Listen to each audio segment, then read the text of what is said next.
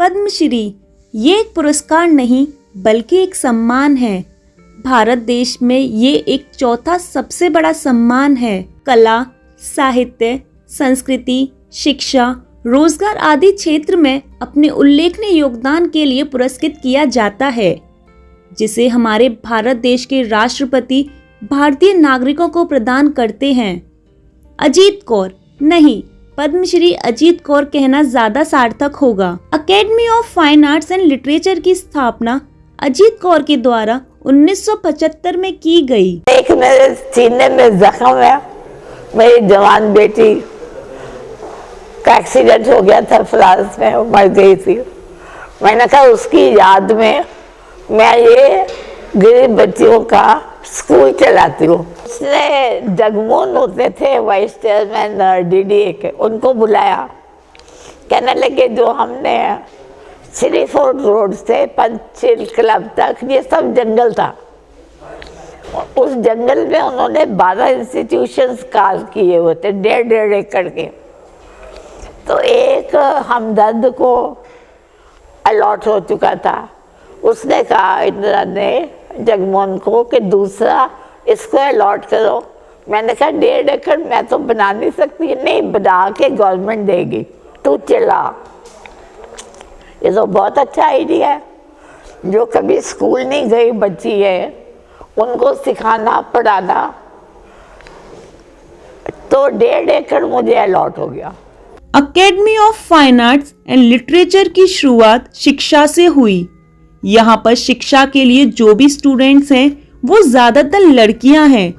उन सभी लड़कियों को academy of fine arts and literature में मुफ्त में रोजगार संबंधित शिक्षाएं दी जाती हैं, जिसमें ब्यूटी पार्लर की ट्रेनिंग, टेलरिंग और कंप्यूटर क्लासेस की भिन्न भिन्न वोकेशनल ट्रेनिंग भी दी जाती है। और ये सारी सेवाएं बिल्कुल निःशुल्क हैं, जो कि अपने आप में बहुत बड़ी बात है, खासकर उन लड़कियों के लिए जो अपने पैरों पर खड़ा होना चाहती हैं, जीना चाहती हैं और मुस्कुराना चाहती हैं। Academy of fine arts and literature में लड़कियों को ट्रेनिंग देने के साथ साथ यहाँ पर 3 बड़े बड़े म्यूजियम्स भी हैं। सबसे पहला म्यूजियम एंशिएंट मिनिएचर म्यूजियम, जो अपने आप में ही बहुत अनोखा म्यूजियम है।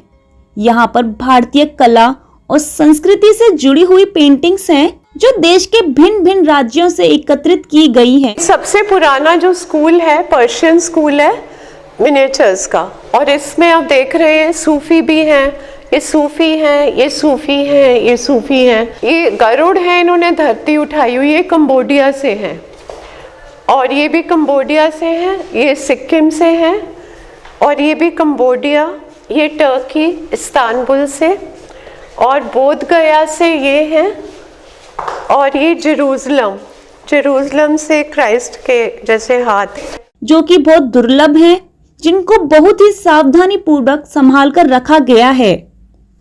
इसके बाद दूसरा बड़ा museum of tribal and folk art museum, ये भी अपने आप में बहुत ही अनोखा म्यूजियम है, जिसमें ट्राइबल इंडिया से जुड़ी तमाम कलेक्शंस हैं, जो कि बहुत दुर्लभ हैं। यहाँ कोई भी कला प्रेमी आकर फ्री ऑफ कॉस्ट यहाँ देख सकता है और भारत की कला और संस्कृति के बारे में अच्छे से समझ सकता है।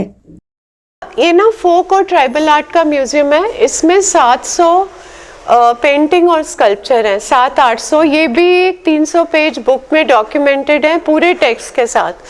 और ये जो है ना गोदना का मतलब टैटू, जो आप शरीर पे करते हैं। तो जब इनके गांव में कागज़ गया था 40 साल पहले, तो इन्होंने इस स्किन के रंग के लिए जो गाय का गोबर होता है उसको डाइल्यूट किया पानी से, और तब ये कलर आया। तो ये जो पेंटिंग्स हैं ये सत्यनारायण पांडे की हैं, जो अब नहीं रहे। तो वो मेरे पास बहुत आते थे, ये 40 साल पहले की बात है। मैं कहती थी पांडे जी अब हमारे पेड़ ख़त्म हो रहे हैं दिल्ली में, अब हमारे ट्रैफिक लाइट ही हमारे पेड़ बन गए हैं, तो आप ऐसा ट्रैफिक लाइट बनाओ जिसमें से पत्ते निकल रहे हो। तो पांडे जी बहुत ज़्यादा इमेजिनेटिव थे, तो उन्होंने ऐसे अद्भुत पेड़ मेरे लिए बनाए, जैसे उन्होंने कहा मैंने कभी ये इमेजिन ही नहीं किए थे कि मैं ऐसे पेड़ बना सकूँगा। और मैं दिखाऊंगी आपको पेड़ एज अ वुमन, पेड़ एज अ कपल, और ट्रैफिक लाइट ने पेड़ को वो गला घोंटा हुआ है पेड़ का। ये सारी पेंटिंग उड़ीसा की है, जैसे ये जगन्नाथ जी की है ना। और ये वाला सारा बंगाल स्कूल है, बंगाल, वो लिखा फोक पेंटिंग्स ऑफ बंगाल। ये 3 बांग्लादेश की है, 3। और ये मधुबनी जो बिहार का स्कूल है, इसमें कुछ आर्टिस्ट बहुत मॉडर्न चीज़ें पेंट करते हैं, जैसे ये वो बाबा रामदेव, ये ताज होटल की बॉम्बिंग, वो सुनामी, वो ट्विन टावर न्यूयॉर्क की बॉम्बिंग और इंडियन पार्लियामेंट की। तो ये कई बार ना अपने ट्रेडिशनल सब्जेक्ट से आगे जाके ये भी सब्जेक्ट्स कर लेते हैं। और तीसरा म्यूजियम अर्पणा कौर म्यूजियम। अर्पणा कौर जो कि अजीत कौर की बेटी हैं, इस एकेडमी को चलाने में अर्पणा कौर का बहुत बड़ा योगदान है। उनका ये परमानेंट कलेक्शन म्यूजियम, जिसमें अर्पणा कौर द्वारा बनाई गई खूबसूरत पेंटिंग्स भी हैं। अपनी माँ के साथ वो कंधे से कंधा मिलाकर वो इस एकेडमी को चला रही हैं। अर्पणा कौर एक जानी मानी देश विदेश में प्रसिद्ध पेंटर हैं। बुद्ध की जर्नी कहाँ से शुरू हुई? उसने ओल्ड एज, वो था राजकुमार। पहली बार जब निकला बाहर, उसने देखा एक बूढ़ा आदमी, एक किसी की अर्थी जा रही है और एक बीमार आदमी। तो वो वहाँ से ही उसने सब कुछ छोड़ के फिर वो निर्वाण की तरफ गए, है ना। सब कुछ उन्होंने छोड़ दिया क्योंकि उन्होंने ये रियलिटी देखी कि जो हड्डियों का पिंजर है, ये है, वो है। तो वो रियलिटी से उनको दूर रखा गया था। हालांकि मैं पेंटर हूँ, मैंने कुछ स्कल्पचर भी किए हैं जो कि फ्लैट स्कल्पचर हैं, क्योंकि मैं पेंटर हूँ। स्कल्पचर नॉर्मली 3 डायमेंशनल होते हैं। मैंने as a painter flat sculpture किए। मुझे फ्लैट स्कल्पचर अच्छे लगते हैं। और ये जो है, इसका नाम है कॉमनवेल्थ। कॉमनवेल्थ इसलिए किया क्योंकि जो ट्रीज़ हैं वो हमारा वेल्थ है, वो हमारी धरोहर है, हमें बचाने वाले पेड़ ही हैं। फिर कई और मुद्दे थे, जैसे जो समय से रिलेटेड है, डे एंड नाइट। जैसे ये पेंटिंग है डे एंड नाइट। तो 25 साल पहले मैंने सोचा कि दिन रोज़ होता है, रात रोज़ होती है, तो ये कैसे पेंट किया जाए कि भाई डे हैपन्स, नाइट हैपन्स। हम उसको फॉर ग्रांटेड लेते हैं कि डे एंड नाइट तो होता ही है, दिन रात होना ही है। जैसे लाइफ डेथ है वैसे डे एंड नाइट है। तो मैंने 25 साल पहले सोचा कि अगर मैंने कभी किसी आर्टिस्ट को डे एंड नाइट पेंट करते नहीं देखा था, तो मैंने सोचा अगर एक पीली महिला एक उम्र का धागा वीव कर रही है और काली रात्रि उसको साथ साथ काट रही है, और ये जो ऑपोजिट्स हैं, day and night, life and death, happiness and sorrow, और जो धागा है हमारा फोक आर्ट फॉर्म है, जो नीचे आप देखेंगे फोक आर्ट म्यूजियम में। तो मैंने जान के ये folk art form from Maharashtra, जिसको वर्ली कहते हैं, डांस ऑफ लाइफ, और उधर देखिए काला धागा है जिससे फिगर्स गिर रहे हैं, और जो ये यंत्रा है, यंत्रा जो हमेशा एक स्थिर रहने वाली चीज़ है, जो कॉस्मिक सिंबल है यंत्रा, कि ये योगी ये एक धागा पकड़ के रियलाइजेशन का वो ना मूवमेंट में है, और उसके योगी के भीतर से ये बहुत सारे रंग निकल रहे हैं, योगी के भीतर से ही निकल रहे हैं। एक हमारी लव स्टोरी है बड़ी फेमस, सोनी महिवाल। जैसे वेस्ट की है रोमियो एंड जूलियट, वैसे सोनी महिवाल है, और ये एक्चुअल में एक रियल पर्सन थी जो 500 साल पहले पैदा हुई थी। मैं वहाँ गई हुई हूँ जहाँ ये पैदा हुई थी, पाकिस्तान बॉर्डर पे, जम्मू में। जम्मू और पाकिस्तान के बीच में अखनूर नाम की जगह है जहाँ चेनाब नदी बहती है। तो सोनी जो थी वो पॉटर थी, और सबको ये स्टोरी पता है क्योंकि इस पे 2 फिल्में बनी हुई हैं, बहुत सारे फोक सॉन्ग्स हैं। तो वो ना उसको मिलने जाती थी महिवाल को, नदी पार करके, और कोई सब सोचते हैं कि ये एक फिक्शनल स्टोरी है, नहीं, वो एक रियल पर्सन थी जो कि घड़े के ऊपर उसको मिलने जाती थी महिवाल को, और एक दिन उसके रिलेटिव ने उसे कच्चा घड़ा दे दिया एंड शी ड्राउन, फिर महिवाल भी उसके पीछे कूद के ही ड्राउन। सो ये पूरी सीरीज़ मैंने सोनी महिवाल की भी की हुई है। तो ये वाली पेंटिंग पार्टीशन पे है कि हर वक्त हमारी बंदूकें एक दूसरे पे तनी रहती हैं, पर जो कल्चरली हमारे में इतनी कॉमन चीज़ें हैं और हर के हृदय में प्रेम होता है, पर वो जो पॉलिटिक्स है ऐसी ख़राब चीज़ है कि वो उससे ना, ताकि लोगों का ध्यान ना जाए गरीबी पे, बेरोज़गारी पे, तो वो इसको अलाइव रखते हैं ये जो पॉलिटिशियंस होते हैं। तो ये दोनों बंदूकें आप देख रहे हैं, वो सूफी डांसर है, पर बंदूक के अंदर भी वो कमल का फूल खिल रहा है। So because that is essential fact of human nature to love. साथ साथ यहाँ पर एक फ्री लाइब्रेरी भी है जिसमें भारतीय कला, संस्कृति, साहित्य से जुड़ी हुई कम से कम 5000 किताबें मौजूद हैं। इसमें अजीत कौर के द्वारा लिखी हुई कुछ ऐसी किताबें हैं जो आज भी लोगों को बहुत पसंद आती हैं। यहाँ पर कोई भी आकर इन किताबों को पढ़ सकता है और यहाँ पर किताबों को बड़ी ही सुंदर और सहजता से रखा गया है। Academy of fine arts and literature में एक स्कल्पचर स्कूल भी है जहाँ पर मिट्टी से कलाकृतियों को बनाया जाता है। यहाँ पर भी बच्चे आकर मिट्टी से सुंदर सुंदर मूर्ति बनाते हैं जिसमें इंसानों की भावनाओं को प्रदर्शित किया जाता है। At Academy of Fine Arts, we started the sculpture classes in 2017. We thought of starting something with the clay because clay is also healing and meditative as well as it's a very unknown comparatively to painting medium of art in India.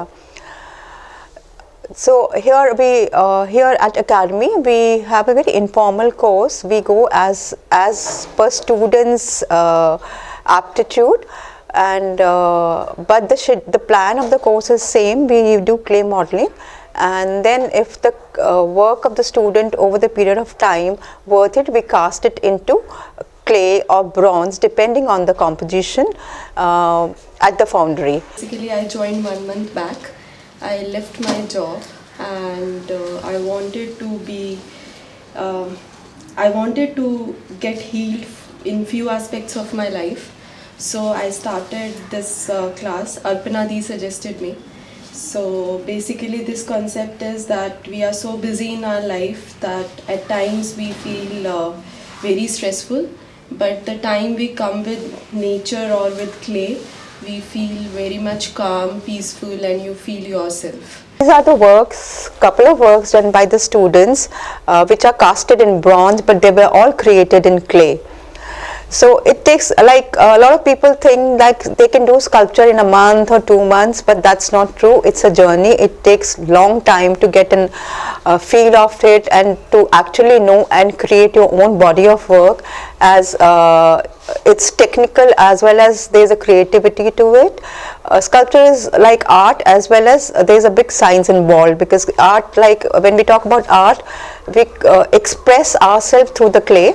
साथ साथ यहाँ पर नृत्य को भी प्रोत्साहित किया जाता है, खासकर भारतीय शास्त्रीय नृत्य जैसे कि कथक। यहाँ पर कथक डांस सिखाया जाता है जिसमें बहुत सारे बच्चे कथक क्लास की ट्रेनिंग लेते हैं। मेरा नाम हरीश गंगानी है और मैं अपर्नाथ गैलरी या कल्चर सेंटर है उसमें कथक की नृत्य की शिक्षा देता हूँ। हम यहाँ पे करीब 10-15 साल से अपने नृत्य का क्लासेस ले रहे हैं, जिसमें ये मेरे सारे विद्यार्थी MA तक कर चुके हैं और कुछ स्टूडेंट PhD भी कर रहे हैं। तो ये हमारा 6 साल का एक कोर्स होता है बेसिक कथक नृत्य का, जो हम इलाहाबाद की एक संस्था है प्रयाग संगीत समिति, वहाँ से करवाते हैं। और हम जो अपर्नाथ के डायरेक्टर हैं उनका बहुत बहुत शुक्रिया करते हैं कि उन्होंने हमें इतना अच्छा सुंदर स्पेस दिया है। उनके साथ हम मिलके यहाँ पे क्लासेस लेते हैं। और जो हमारा नृत्य की शैली है वो जयपुर घराना है, क्योंकि कथक में 3 घराने होते हैं, जयपुर, लखनऊ, बनारस मशहूर है। और कथक हमारा जयपुर घराना है। हम राजस्थान से बिलोंग करते हैं और वैसे जो हमारा नृत्य कहते हैं आध्यात्मिक है, ये जब आप इसकी साधना करते हैं, क्योंकि ये विद्या साधना से जुड़ी हुई है, जब आप इसको करते हैं तो आप स्पिरिचुअली एक इनर पावर बहुत यूज़ या महसूस करते हैं, जिसे खाली आप विद्या या साधना से ही प्राप्त कर सकते हैं।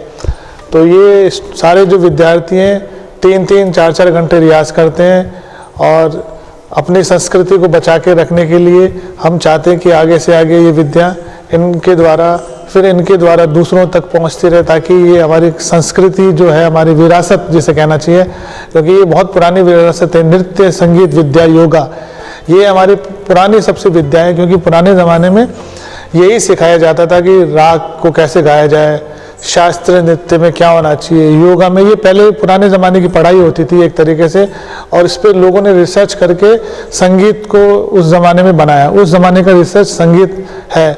अब तो रिसर्च और भी बहुत तरीके के होते हैं, पर उस ज़माने का सबसे मशहूर और सबसे कामयाब शास्त्रीय नृत्य योगा है। Academy of fine arts and literature एक अकेडमी नहीं बल्कि एक मंदिर है जहाँ पर कला को पूजा जाता है। भारतीय संस्कृति, भारतीय कला और भारतीय नृत्य को भी बढ़ावा दिया जाता है, साथ ही साथ महिलाओं को आत्मनिर्भर बनने के लिए प्रेरित करता है। और यही कहना है पद्मश्री अजीत कौर का। शायद इसलिए ही आज उनको हर कोई जानता है, पद्मश्री अजीत कौर।